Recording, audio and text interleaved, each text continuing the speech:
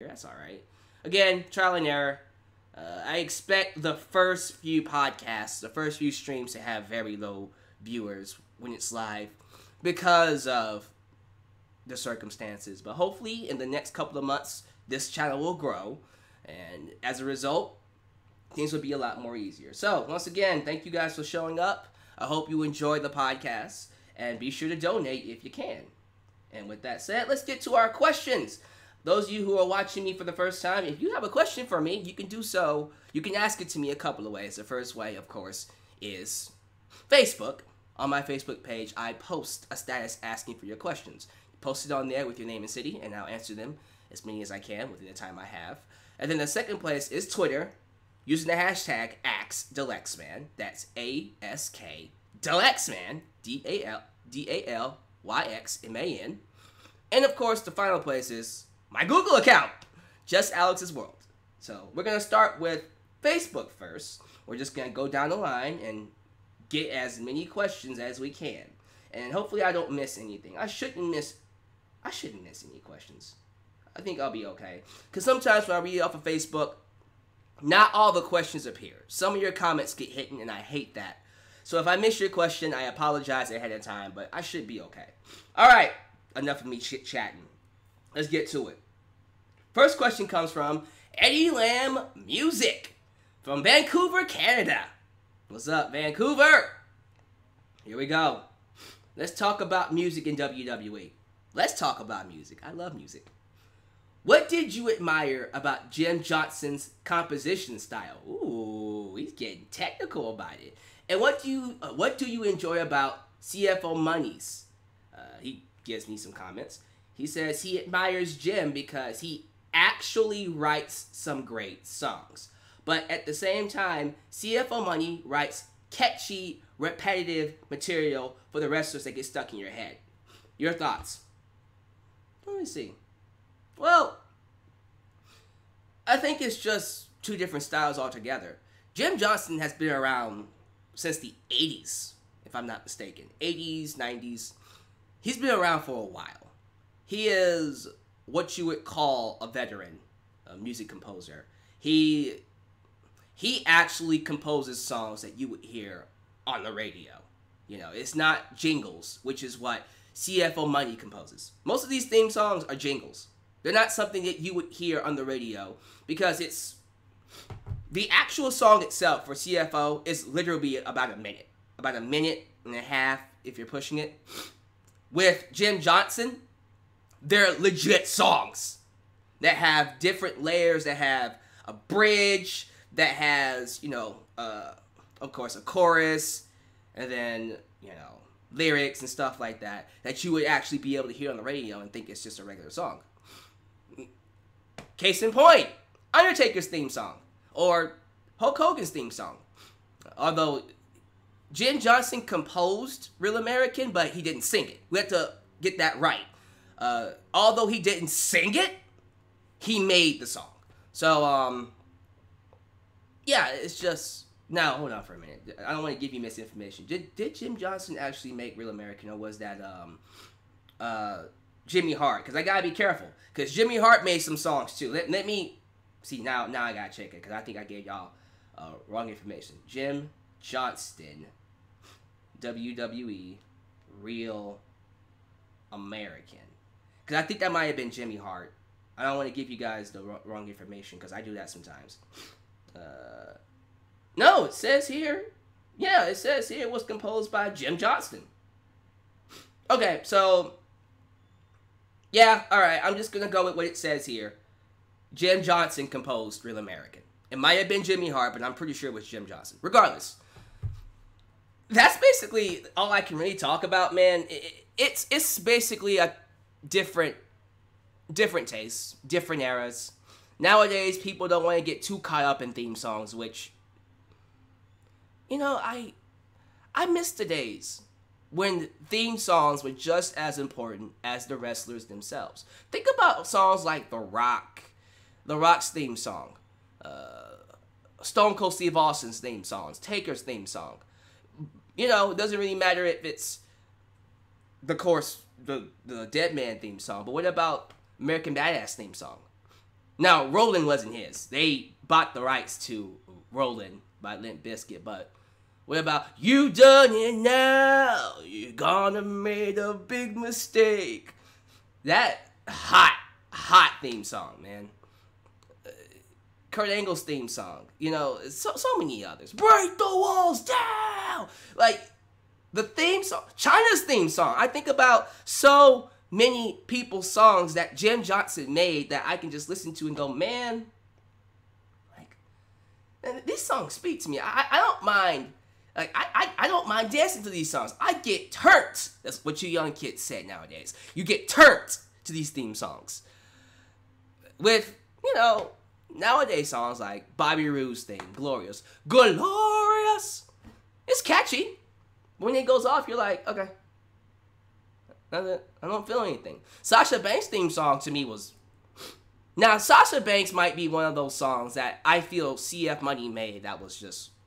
Like, I can actually buy that as a legit song played on the radio. For real.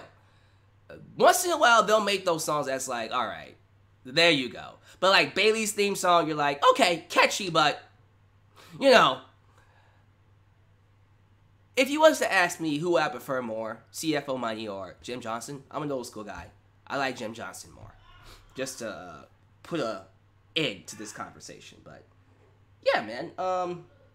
I appreciate the question. Now, I never get a chance to talk about music on this channel, so thank you for giving me the opportunity. Hopefully, I didn't bore you with my thoughts, because that tends to happen a lot when I talk about music. But anyways, thank you, Mr. Eddie Lamb Music, for your question all the way from Vancouver, Canada. Let's move on. All right, so next question comes from... Hold on for a minute. Facebook's acting retarded right now. I apologize. Apparently, it's not letting me pull up the questions. Don't do that to me, Facebook. Come on now. Give me my questions back. I'm in the middle of a podcast. Quit tripping. You tripping, Facebook? Give me my questions, Facebook. Come on, man. Jesus Christ. It's not letting me see my questions now. Does it have to load up or something? That's just... Now, that's just annoying. Give me 1 second, guys. This technical error that I have to fix. See, what happens is a lot of times when I'm on my phone, I try to, I think I got it. Give me a second. I try to get this stuff, you know, ready before the podcast starts. And a lot of times when I'm talking, the screen goes black, and then I have to get back into the phone, and they lost me on Facebook and stuff like that. But don't worry, it's back. Questions are back. All right. Isaiah Webb. Ricochet was one of the NXT call-ups that creative have no real plans for. That's putting it mildly, but okay. Anyways, whatever since he's on Raw, make good use of him. Yeah, I completely agree with that. Just whatever. Just make use of him because he's there. Might as well. Even in defeat, I feel like a program with Seth Rollins would be good for Ricochet. Featuring, check this out, I like this. Featuring Ricochet, Cesaro, Cedric would be a great way to create stars instead of relying on Corbin. Your thoughts? Well, listen, I am of the belief you can make a star out of anybody. You just have to find out how they connect. Some people connect through wrestling. Ricochet is the kind of performer that connects through his athleticism, his wrestling ability, through telling stories inside the ring. That's how Ricochet is going to become a megastar. The Rock got over with his microphone skills, with his personality. Yes, he had great matches as well, but Rock was known for his catchphrases. If you smell Stone Cold Steve Austin, he was one of those talent that was known for everything. Microphone skills, catchphrases, his in-ring ability, him having amazing segments with Vince McMahon, you know, the beer truck and all that kind of stuff. There's so many things that Austin did just made him a megastar. So you'll have those talent that can do anything and get over. But certain people like Ricochet can only be great inside the ring. Same thing with Seth Rollins. I think Rollins is...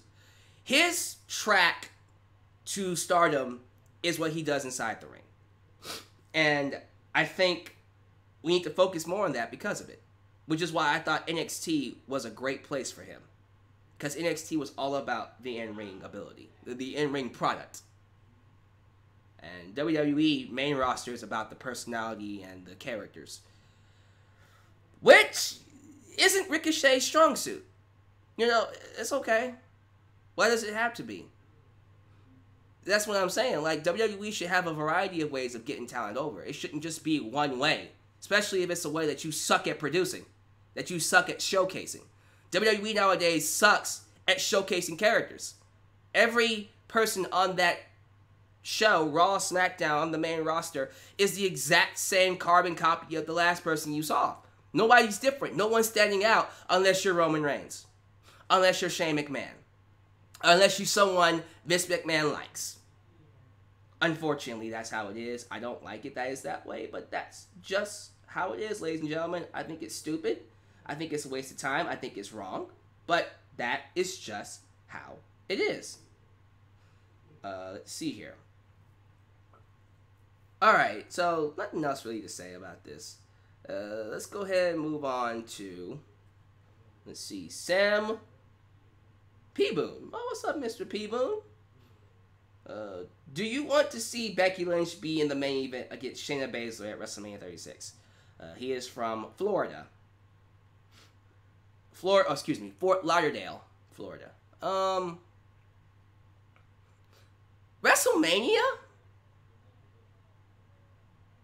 I don't know if I would be excited for a match like that at WrestleMania, especially in the main event. Aren't we, you know, asking for a little much from them right now?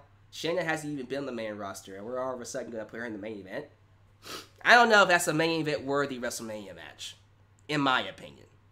Now, Ronda versus Becky, probably, but Shayna versus Becky, more like SummerSlam. If they want to do that at SummerSlam, I'd be okay with it, but WrestleMania, no. Leonard Cody, or Keon, from Augusta. How can AEW keep up with their product from always ribbing on WWE and give us quality television? So he's basically asking, Keon Cody from YouTube, asking, how do I feel about AEW ribbing on YouTube, ribbing on WWE, and, you know, do I think that's going to affect the quality of their product when they go to weekly shows? Here's my thing. Clearly there's a war. Anybody that's telling yourself that there's not a war, there's a war. It's not, you know, WCW, WWE Monday Night Wars, but there's clearly competition between AEW and WWE. They've established that. They're throwing pot shots at each other. There's, you know, people talking whether AEW is better than WWE or WWE is better than AEW, although we all know AEW would kick main rosters WWE ass anytime, any day. NXT probably not, but main roster WWE doesn't stand a chance against AEW right now. But there's a war, believe it or not.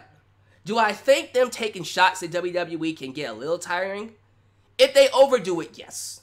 If they keep it, you know, subtle, sporadic, here and there, nothing too crazy, nothing too in your face.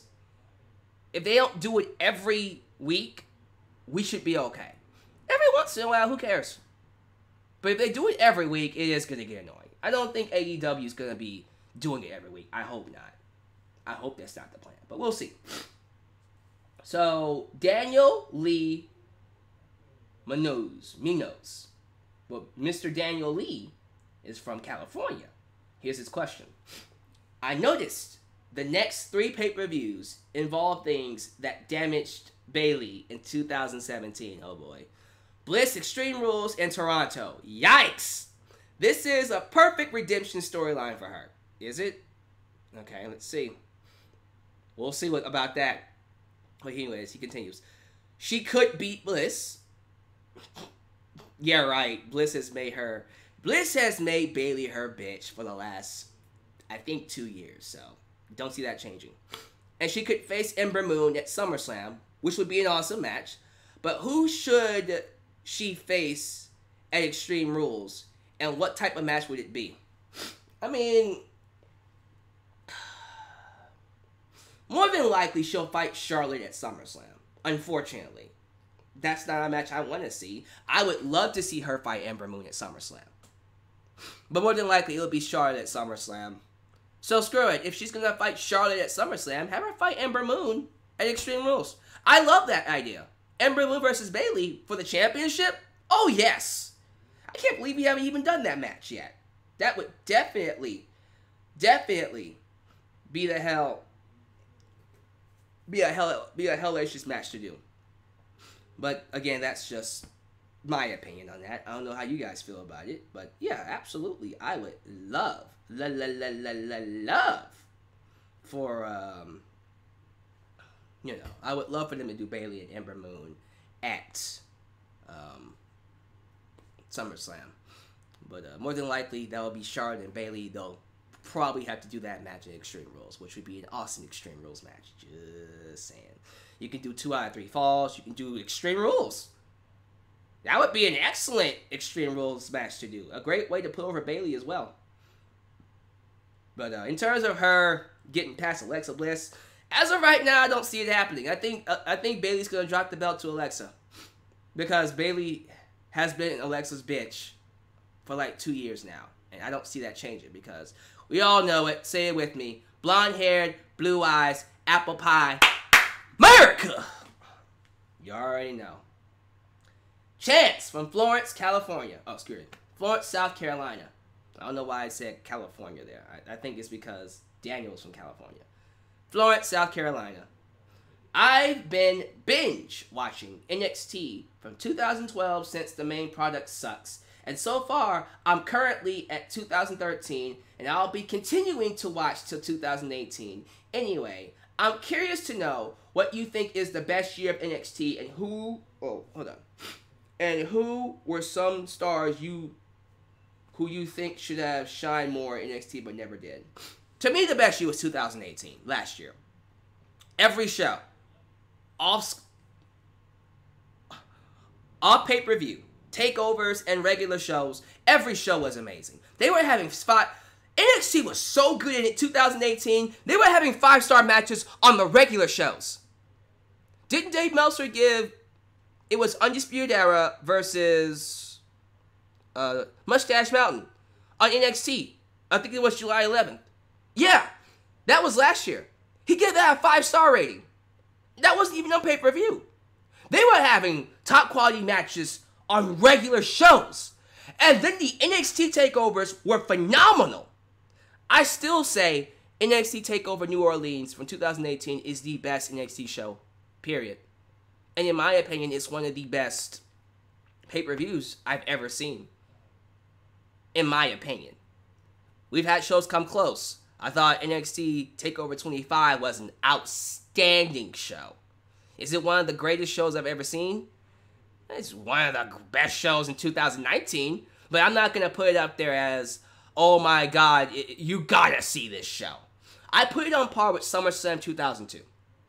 SummerSlam 2002 is by far the best SummerSlam, period. But I'm not going to say it's like one of the greatest shows of all time. But, sorry, getting back to your question. 2018 was the best year for me. And your second part was, who were some stars you think should have shined more in NXT but never did? I don't know. That's a good question. The only one I could think of is Sami Callihan. I felt bad for Sami Callihan. I think he's doing excellent on the main, Impact Wrestling. I was going to say main roster. Oh, goodness gracious, what's wrong with me? On Impact Wrestling, on Lucha Underground. Everywhere else he's gone, he's done great for himself. I just feel bad that he never really got a chance to shine.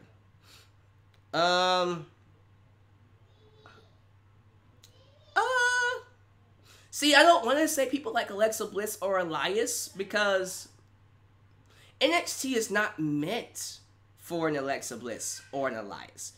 The main roster is meant for an Alexa Bliss and an Elias because those two are excellent characters or excellent actors. They can play characters. But in terms of in-ring ability, not the greatest in the world. Oh, I got somebody. Ruby Riot. I thought Ruby was perfect. I thought she was the best of both worlds. Excellent inside the ring, excellent on the microphone, excellent as a character. They never went all the way with her, though. And even on the main roster, I'm just like, what is it going to take for you to go all the way with Ruby Riot? She has everything you could want. I'm serious. I know some people don't understand why I like Ruby Riot. It's the same reason why people didn't understand why I liked Daniel Bryan back in 2001. I'm like, guys, she's amazing. Ruby Riot is someone that I feel, if you give her the ball, she will take it, run with it, and become a star. But you got to give it to her. You got to give her a microphone. Let her speak. Give her some in-ring talent, give her some in-ring time to build who she is. If you give Ruby the ball, she will be a star. I'm telling you. Ruby is one of those talents that I think WWE is skipping out on, although like a lot of talent that they skip out on, it shouldn't be a shock. It really shouldn't be a shock that they're skipping out on Ruby Riot, but that's someone I'm just like, y'all, come on, y'all. You gotta give Ruby a shot. Here's what I think they should do with Ruby Riot, since we're basically talking about her. And just to, put it into this question. I would love to see Ruby, turn babyface. Screw it. Let's see how she works as the babyface in the main roster. Might surprise you. Can't hurt, right? But, I just have to, I gotta give credit where credit is due. No one expected the Riot Squad to work out. The Riot Squad was literally put together because they had nothing for those three. Nothing. And they made it work. Now, was it like one of the greatest stables of all time? No. But for what they were given, they did pretty well with it. Liv Morgan and Sarah Logan. Although Sarah Logan is the odd one out of the group. I didn't really care about Sarah Logan. But Ruby Riot and Liv Morgan, I think they really showed us what they're capable of. Unfortunately, main roster ruins everything, so they weren't going to be successful anyways. Unfortunately. Someone said Apollo Crews. Yeah. That's a good one. I agree. Matter of fact, I agree so much, he should go back to NXT. Please. Go back to NXT. Matter of fact, take Cedric with you. Cedric Alexander should go to NXT. I don't think he's ever been on NXT. Yes, he has. Yeah, he has. Never mind. He should go back to NXT. That's for sure. All right. So that's enough of that. Uh-oh. I hear my name being called. Chance asked me this. Second question. Did you hear they're rebooting All That on Nickelodeon? Seriously? They're rebooting All That? I mean, okay, here's my issue with that. First off, if they're going to do it now, to appeal to us, the audience that grew up with it, it would have to be an adult show. That's not going to work for Nickelodeon. I'm sorry. I love All That. I love the sketches. I love everything that they did. Even Amanda Bynes, who I heard if they do... Let me do some research on this real quick. Because I think Amanda Bynes talked about doing a reunion with All That. I think I read something about that. And if they were ever going to do it, she'd be on board with it. But let me see. Amanda Bynes, All That reboot. Let me see here. I think I looking up on Google. I think I read something about that. Let's see here. Okay, well, Kenan Thompson says he wants Amanda Bynes on it. And I think she responded saying she'd be on board with it. So, yeah, okay, yeah, it says it right here. Yeah, US Weekly. Yeah, okay, so, yeah, I mean, we would get the cast back. That would be great. But the people who loved it are now in their 20s and 30s. We're not going to be into that Well, I say we won't, but screw it. I think I might. If I see Repairman, man, I might get a chuck out of him real quick. You know, I think about all the I'm a dude, he's a dude, she's a dude. You know, we're all dudes. Or can I take your order? Welcome to a good burger, bro. Yeah, I mean, maybe there are certain sketches that would get me. We'll see. I'm curious to know how they would do it. I just, you know, I'm excited. There's a side of me that's excited about it, but I get worried when I hear Nickelodeon. If they would have said Netflix, I'm there. Because guess what? They could do whatever they want on Netflix. Matter of fact, I don't even know why they didn't do Netflix, but whatever. Okay, it is what it is. Nickelodeon is what scares me because restrictions. But I can't lie and say I wouldn't be excited for that. I'd check it out. But reboots are never as good as the originals, and we all know that. Unfortunately. Mr. Alexander Shavers from Atlanta, Georgia. He has 2 questions for me. Here's the first question. I know we don't talk about her anymore, but do you think Sexy Star is one of the main reasons women's wrestling is taken seriously nowadays? I mean, you can give her some credit. And by some, I mean like 5%. Sorry. I'm not gonna give that woman any kind of time now because of what she did. Like, she has issues, bruh. Major issues, but for me, give her credit where credit is due. I'll give her some. The stuff she did with Marty Bossa and her winning the championship on Lucha Underground was groundbreaking. It's unprecedented. And, you know, it was cool. Cool to see. And it normalized, I will say, it helped normalize women being taken seriously. So, yes, I will give her credit for that. But that's it. That's like 5%. That's all I'm going to say about that question. Don't like Sexy Star. Still don't. Second question. Can you book a great and personal storyline? Oh, boy. Here we go. That would be perfect for a future match between Ricochet and Aleister Black. I mean, if I'm booking a storyline, I guess I'm doing it. Screw it. If I'm going to book a storyline between those two, it would have to be focused on inside the ring. Right?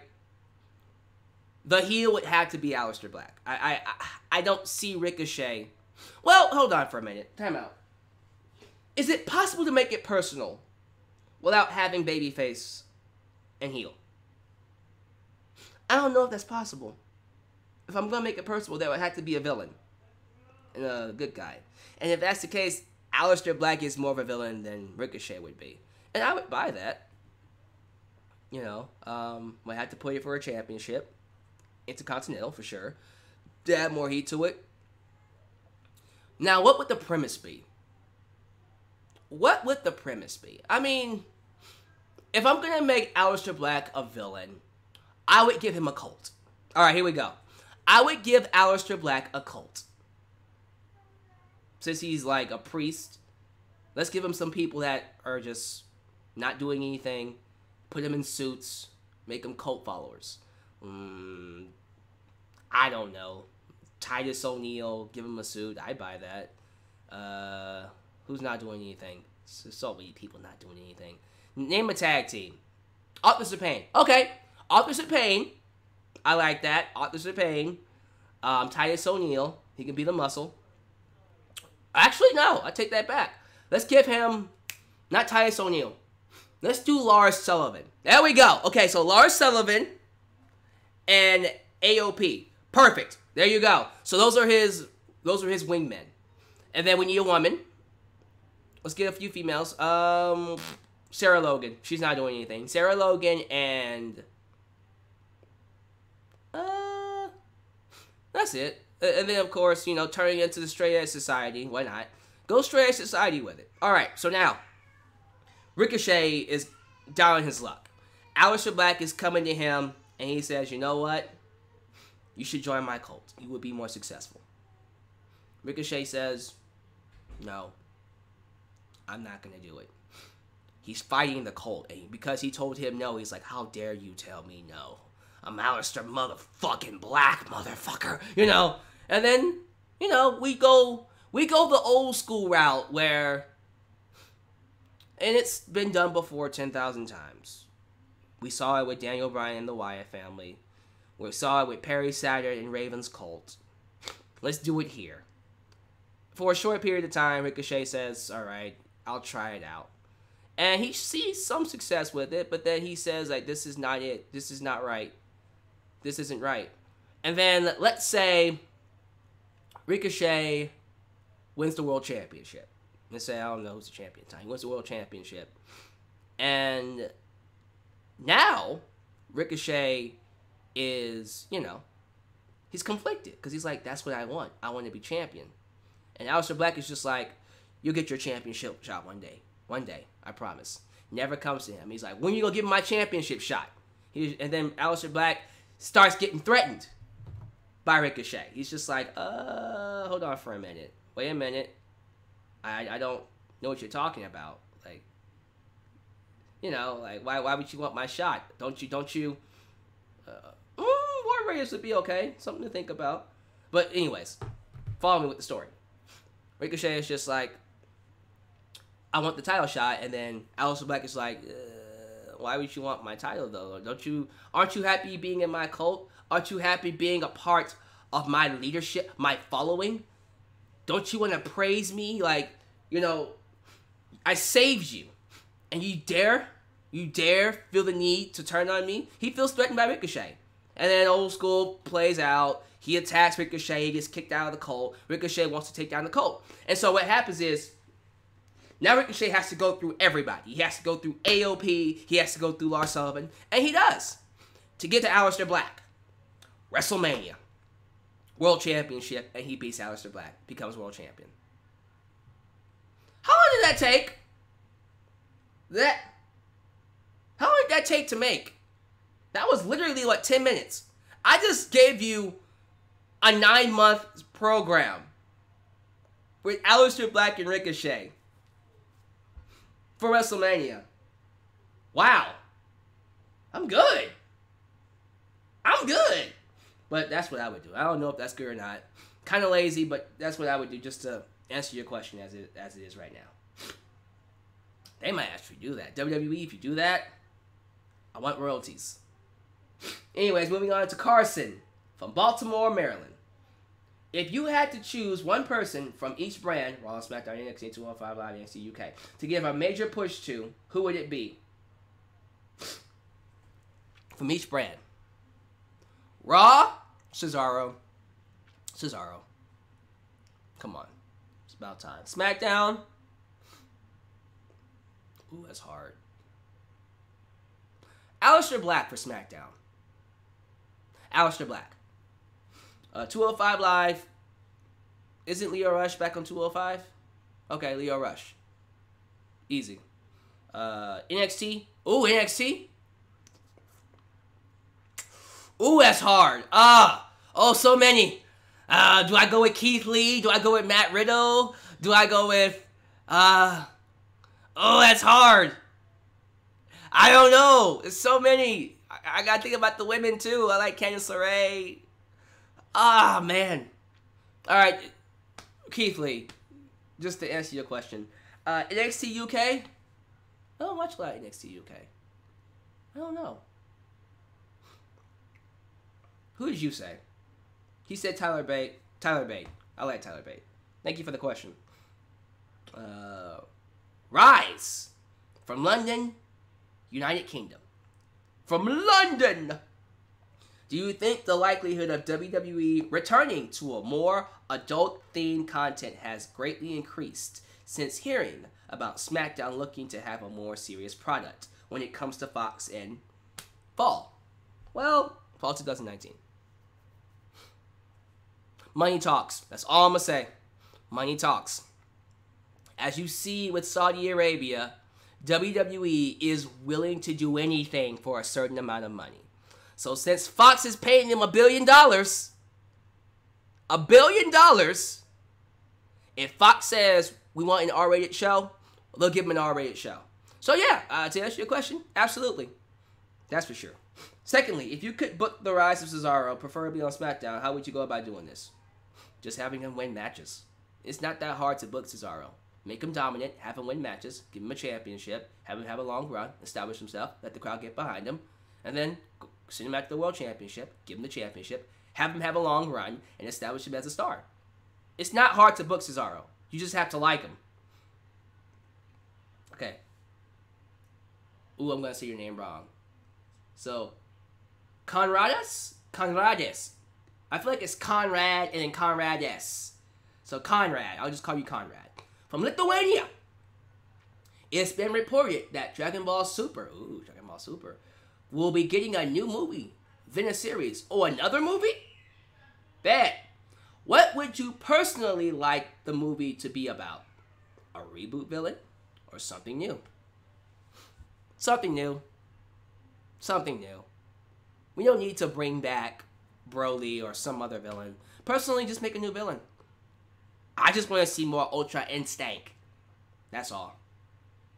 Do you wish NXT was its own separate brand and there was no point to move up to the main roster? As in NXT separate from WWE? Yeah. Because then NXT would be better than WWE. And then I would have to unsubscribe from the network and not give WWE any more of my money until they get their act together. How would you... Sorry, I don't like the main roster of WWE right now. I just don't. How would you make Bray Wyatt's in-ring debut? How would I debut Bray Wyatt?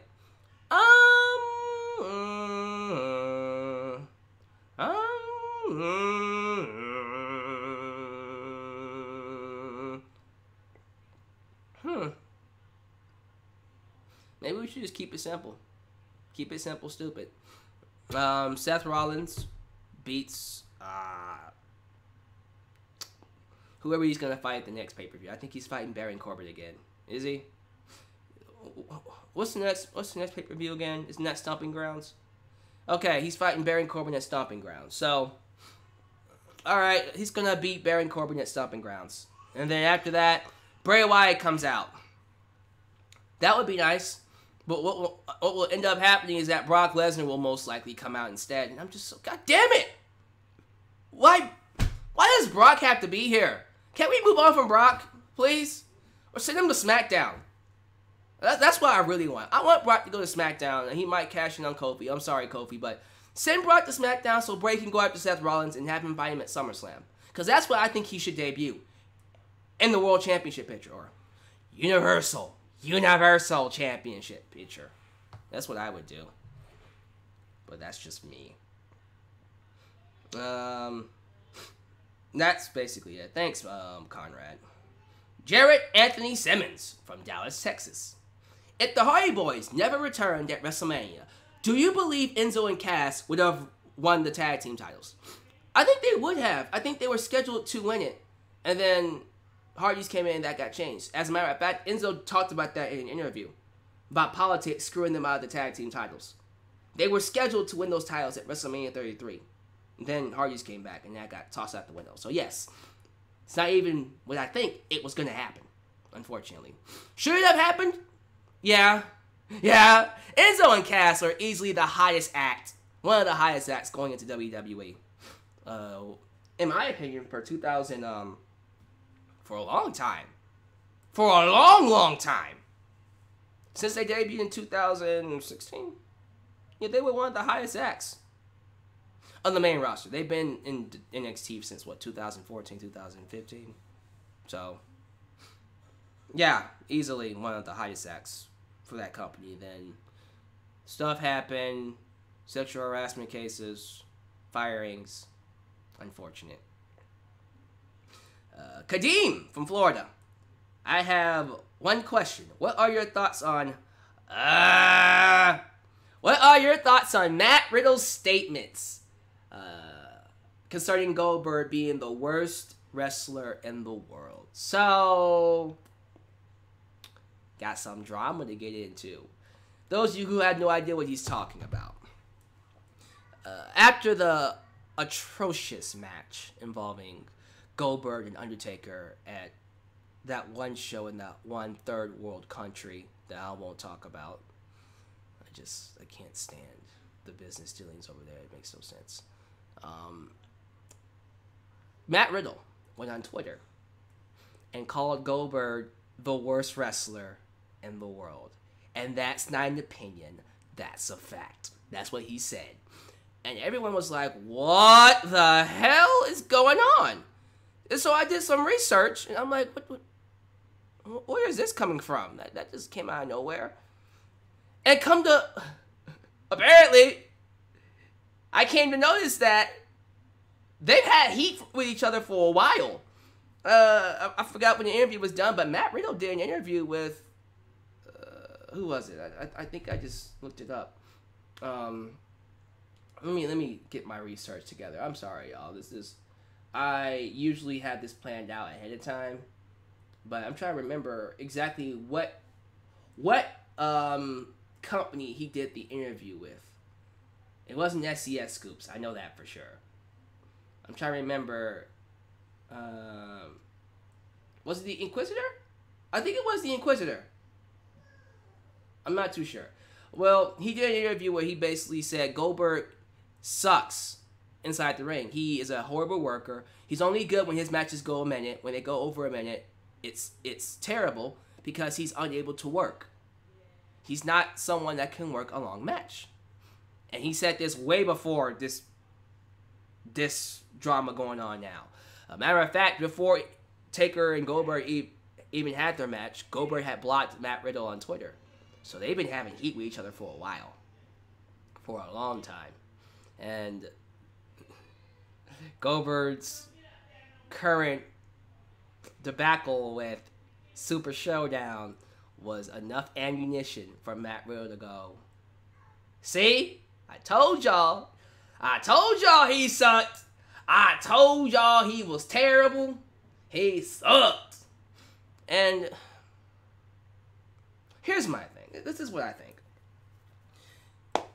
Goldberg, and I've known this, Goldberg is not Shawn Michaels. Goldberg was never Shawn Michaels. Goldberg was never someone that you would expect to be the Iron Man performer. And you know what? I'm okay with that. I was never really interested in Goldberg being the Iron Man performer. Goldberg, to quote a very insane old man, is an attraction, pal. For real, Goldberg is an attraction. He's always been an attraction.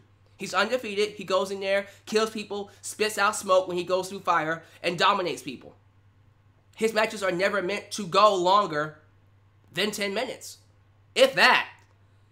Now, he can go 10 minutes. His match with DDP at Halloween Havoc, 1998, fantastic match. That was easily, in my opinion, his best match in his career. Easily his best match in his career. And that went long. That was a long match for him. And then there are other matches like his match at WrestleMania 20, which was a stinkfest with Brock Lesnar. That was horrible. And this match with Undertaker in his 50s. But just to kind of, make my point, Goldberg, when he's capable, when he was in his prime, he was awesome. He was great. I don't care about Brock Lesnar, about Goldberg being Shawn Michaels, being that Iron Man performer. That's not what he's meant to be. That's not why I care about him. I want to see Goldberg get in there and wreck shit. That's what the Goldberg I grew up with. That's the Goldberg that I fell in love with. That's the Goldberg that I consider to be one of the best big man monsters in wrestling, period. That's how you book somebody. It's all about the booking. You don't always have to be Shawn Michaels. Andre the Giant is not Shawn Michaels. But he's being heralded as literally the greatest of all time. One of the greatest of all time. Name me one Shawn Michaels quality match that Andre the Giant had. Oh, you can't? Really? It doesn't matter because he was an attraction, pal. Goldberg was an attraction. So, for me, I never understood WWE's way of booking him. Like, you You're trying to book him as a Shawn Michaels, but that's not who he is. He was never meant to be that. You should book him as an attraction. You want to know why Goldberg versus Brock Lesnar worked in 2016, 2017? Because they were attraction matches. They weren't 5-star classics. They weren't supposed to be that. They were simply there to make people go, oh my God, that actually happened. He beat him in 90 seconds. And then Brock Lesnar beat him back in 5 minutes. That match at WrestleMania 33 was the best match on that show. And it was only like 4 minutes. So, to me, when I look at Goldberg versus Undertaker, why in the world would they let that match go? And again, this is Goldberg and Taker in their 50s. They're past their prime. Way past their prime. Their bodies are too old to even be going 5 minutes, let alone, what, 14, 15? About 10, 14, 15 minutes? Well, anyways, that match should have been 5 minutes in and out. And you can tell it should have been a lot shorter than what it was. And if it was that, nobody would have said anything. Nobody would have said anything. So, when Matt Riddle says Goldberg is one of the worst wrestlers in the world, I look at him and go, dude, when the hell was he ever considered a wrestler?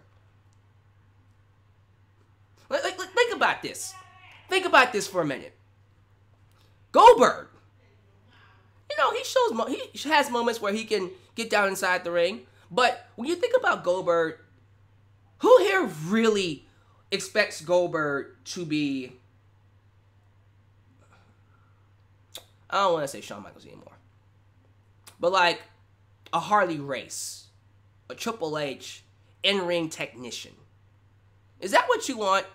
Or do you want Goldberg to go in there and destroy men, destroy people, obliterate lives? Okay, that's what we wanted. And honestly, when Goldberg was fighting Taker and he speared him a couple of times when the match started, that was the best part of the match, because I'm like, he's gonna destroy Undertaker. That's what you want. And I don't know why Matt Riddle expected anything else. Now, he has his opinions. He has his own right to dislike and like whoever he wants. But I just kind of think his expectations were misplaced. Goldberg, to me, was never really someone I considered to be a wrestler. He is an attraction. Pow! And that's okay. He's an amazing attraction. And that's how he should be.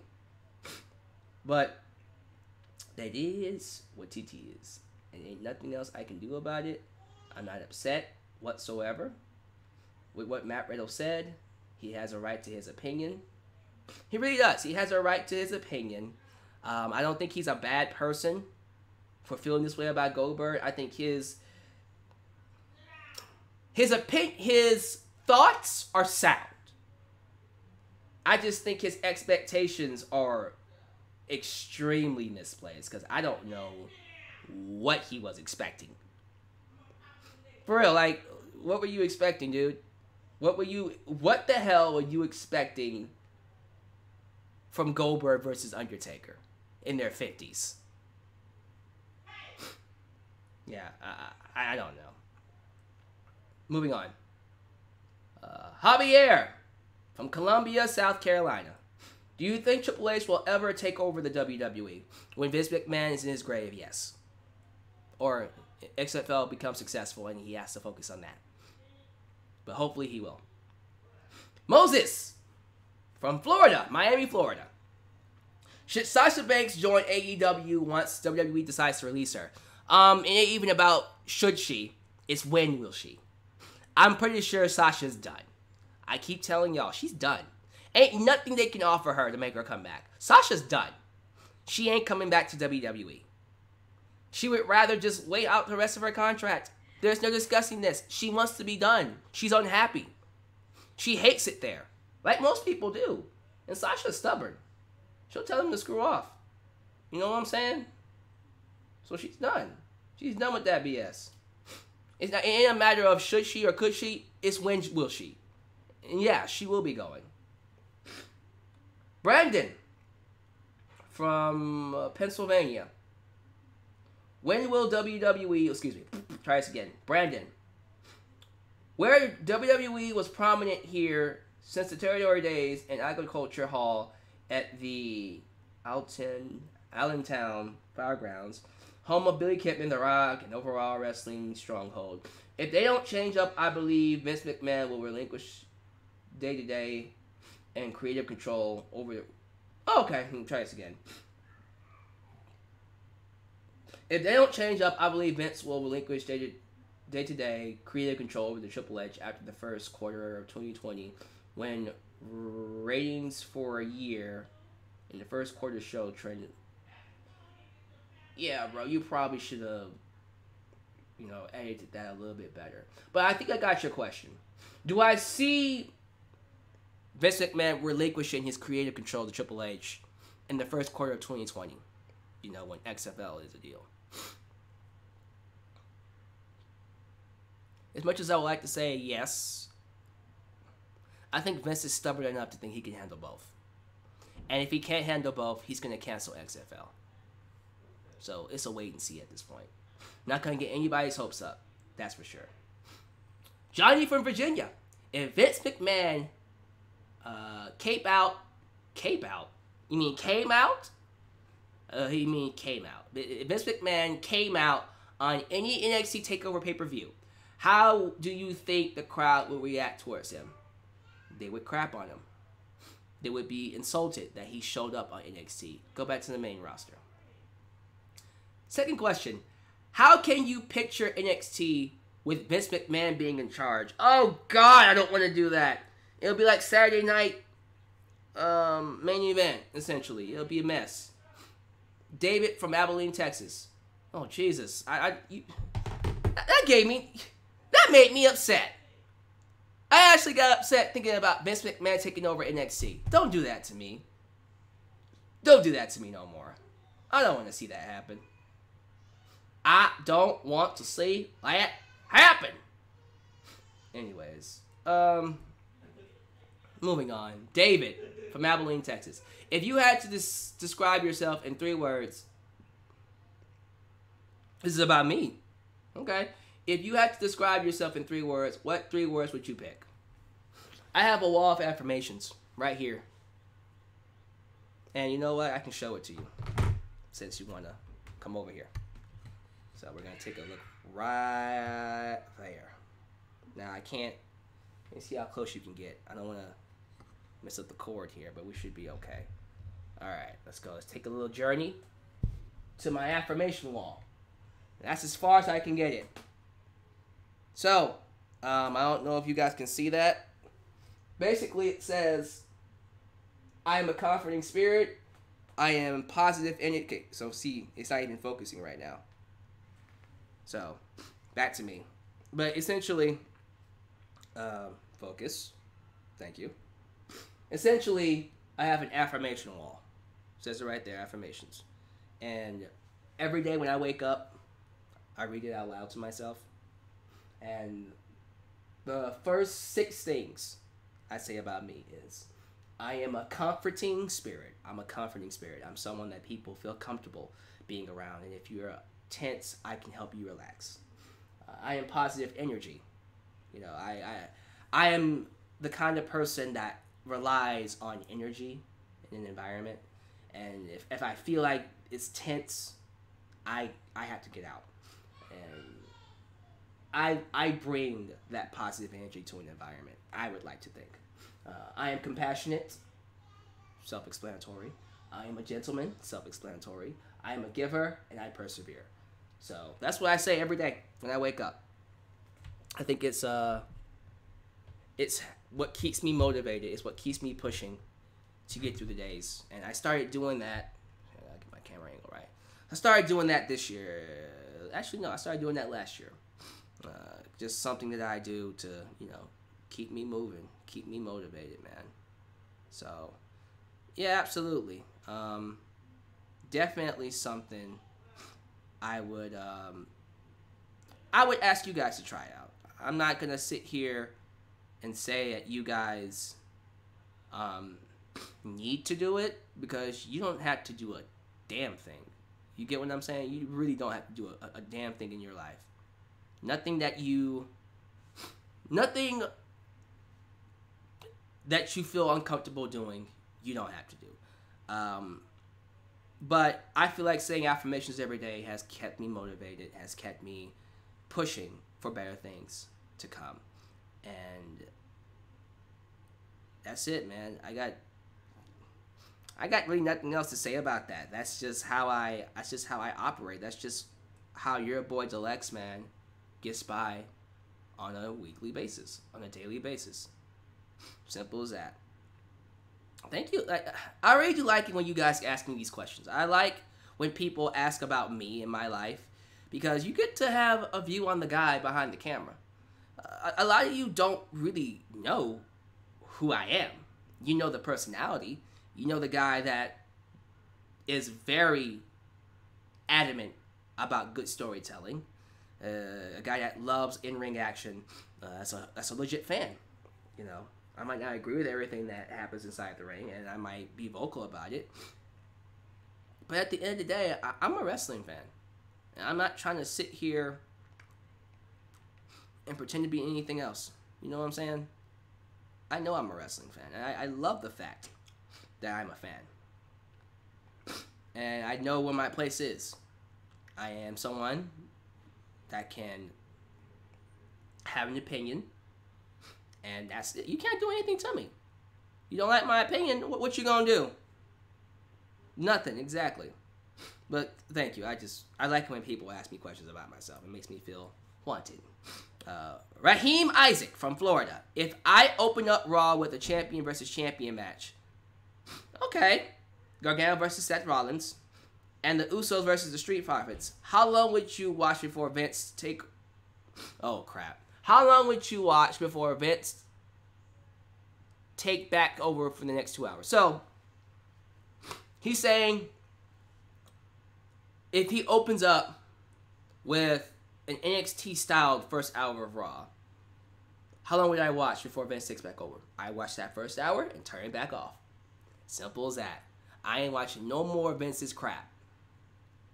What do you think? This is from Mark Joseph. What do you think will be the first storyline for the AEW World Title? I mean, they already said it's going to be Chris Jericho versus Adam Page. But they'll probably make it simple. Veteran versus new school. Old school versus new school. Yeah, I'm tired of these old veterans coming in and taking the spotlight. It's all about the new school. That's basically it. Keep it simple. Honestly, just keep it simple, stupid. Don't do anything crazy with it. Adam Ritter from South Carolina. What matches you think will be added to Stomping Ground? I don't care. It'll most likely be the same card as this Super Showdown. And I'm praying it's not Goldberg and Taker. I'm praying. Anyways.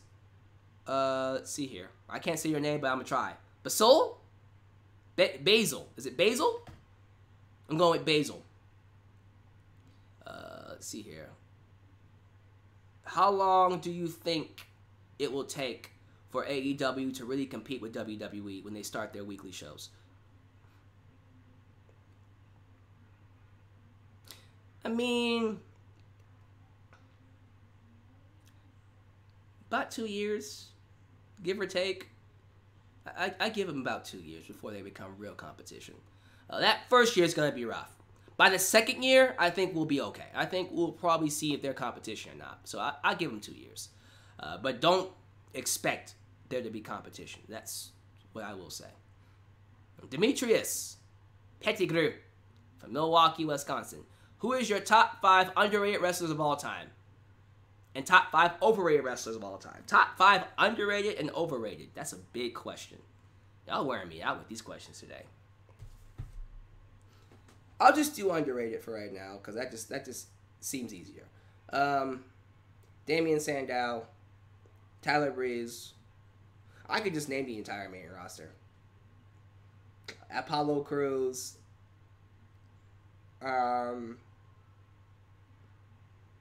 Oh man, I'm having trouble picking because There's so many people who get underutilized, that have been underutilized. But Damien Sandow's definitely in my top 5. Carlito, Shelton Benjamin. There you go. Now, that's all I got, because I'd be here all day. Overrated. Roman Reigns. Cena. Cena was called... They call Cena the greatest of all time. Overrated. Massively overrated. I like him, but overrated as hell. Roman Reigns, very overrated. Oh my goodness. Just all of WWE's recent favorites. Baron Corbin.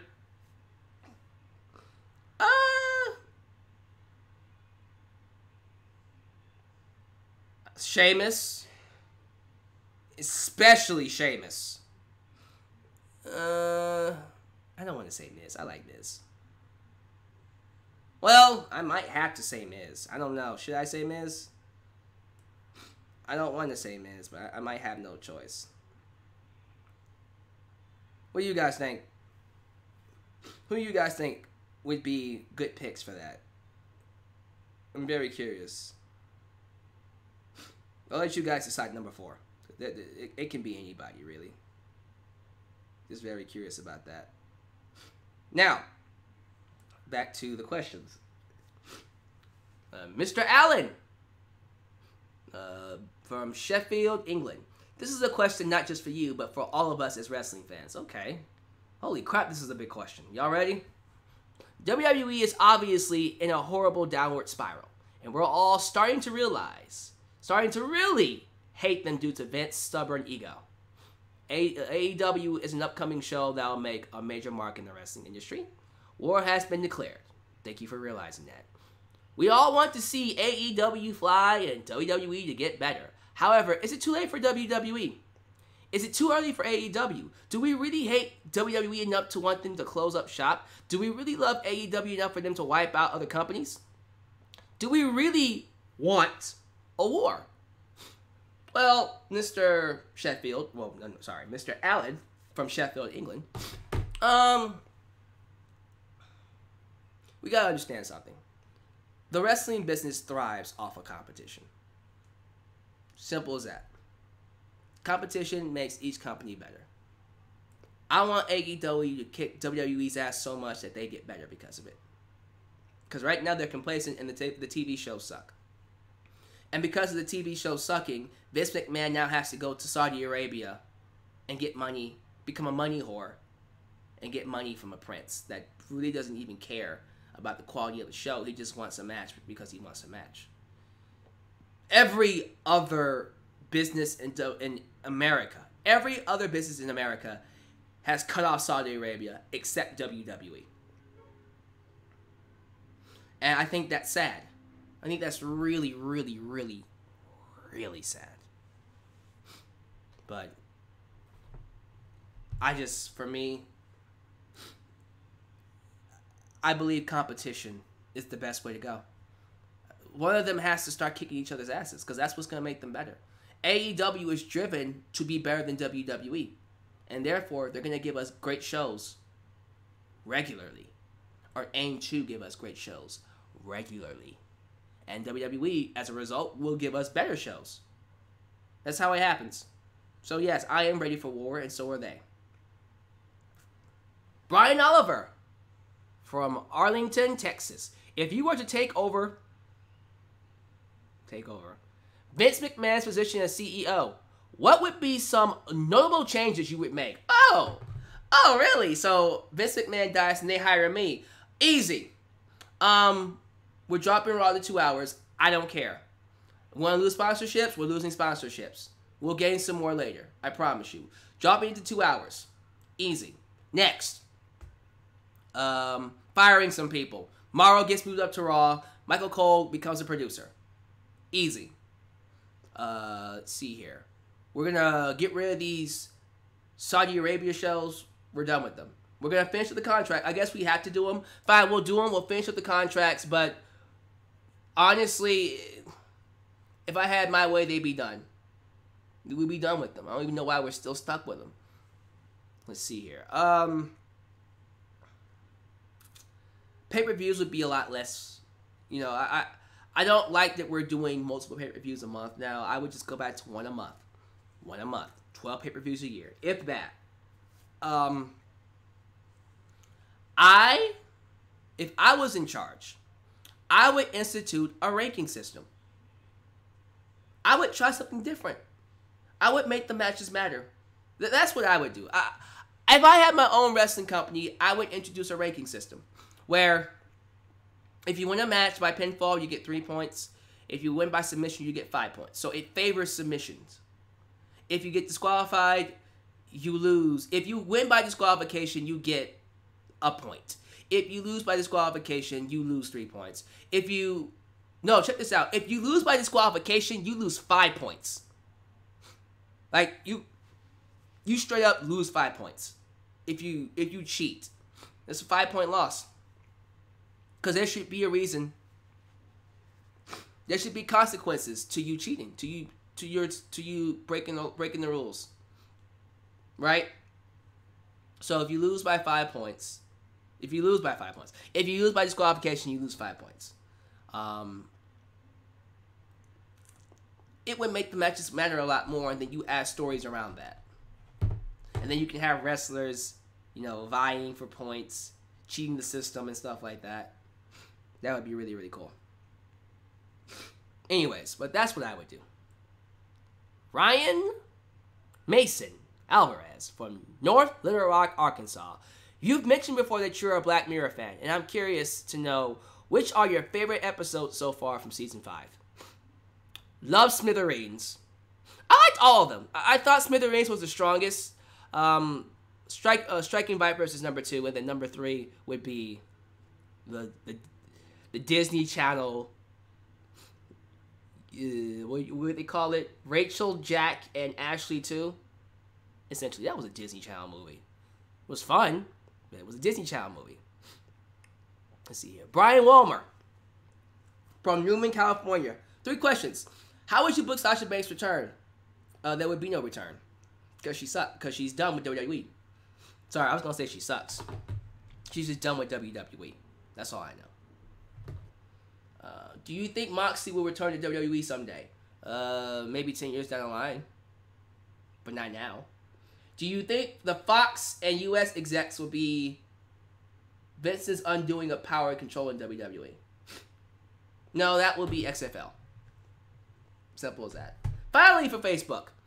Javier, what is your opinion on marijuana? I had no opinion because I can't smoke it. I have asthma. Simple as that. Alright, so that's all the Facebook questions. Let's go to the Twitter. Twitter.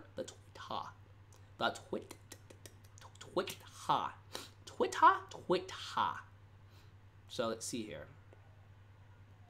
The Twitter.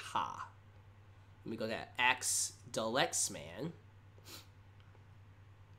Dalyxman.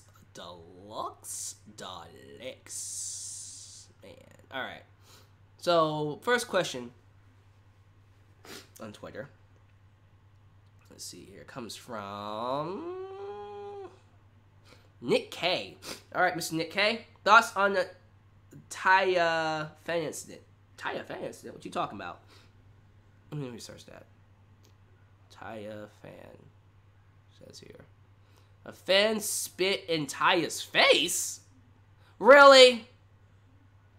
Okay, did Taya whip his ass? Is there a video of it? Hold on for a minute. Let me see if there's a video. I need to watch this real quick, because we're going to do a live reaction, apparently. I hope she whipped his ass. I can't find the video of it.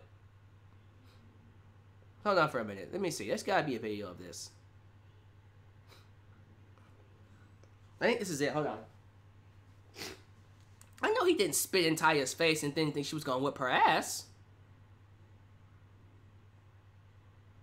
Okay, yeah, here. I think this is it. Let me see. 20 seconds. Yeah, let's see. Go.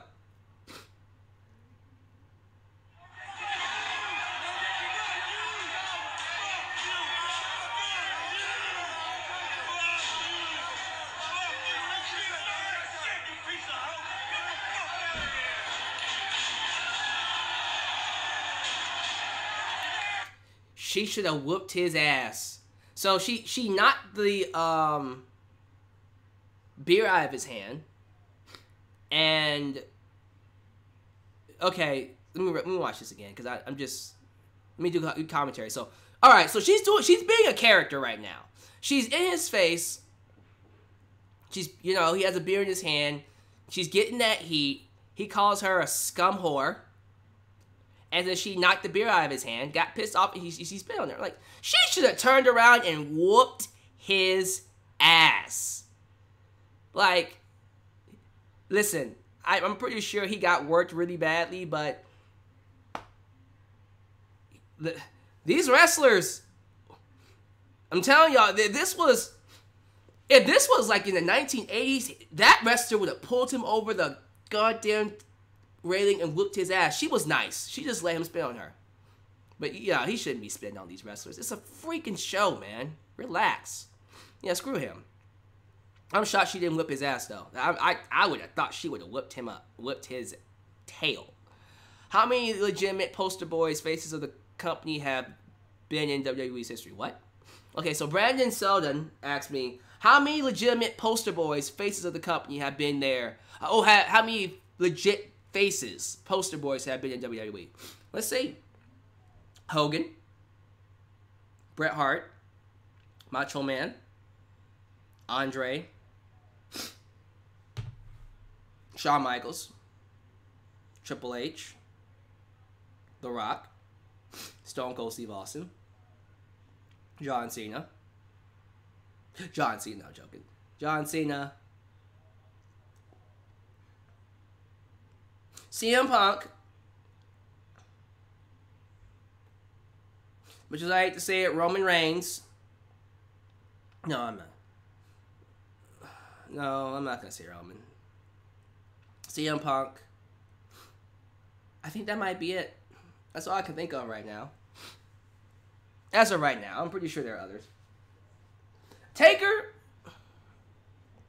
sure. Taker's 11. That's it. That's all I got. 11. Others could have been poster boys, but they were never pushed to that spot, unfortunately. It is what it is. Let's see here. I think we have a few more questions on Twitter, and then I'll call it a day. Make sure I go back and catch them all. Let's see. We got 10. Okay, let's see here. Daniel from Pittsburgh. If you could make one change to the WWE product to improve it, what would you be? So I already answered that question, buddy. 2 hours. Raw, 2 hours. Alyx, do you think Jeff Hardy should wrestle for the WWE Championship after he returns from injury? No, he should be back in a tag team with Matt Hardy because the Hardy Boys are awesome. FC20, I feel like legends are used wrong. I feel like at WrestleMania, they should have used Joe versus Cena, Black versus Taker. My question is, what other realistic legend versus future star match would you want to see at WrestleMania 36? I don't know. I don't think I want to see one. I mean, the only one left is, I don't want to say it, but Shawn Michaels versus AJ Styles is the only one left. I don't think it's going to happen, though. Or Bryan versus Shawn Michaels. Shawn might be too old for it. Eric for Wichita. If WWE said we will release anyone from the contract if you ask for it, how many wrestlers would leave? Half the roster. Oh, they better not do that. If WWE ever came out and said that, half the roster would be gone immediately.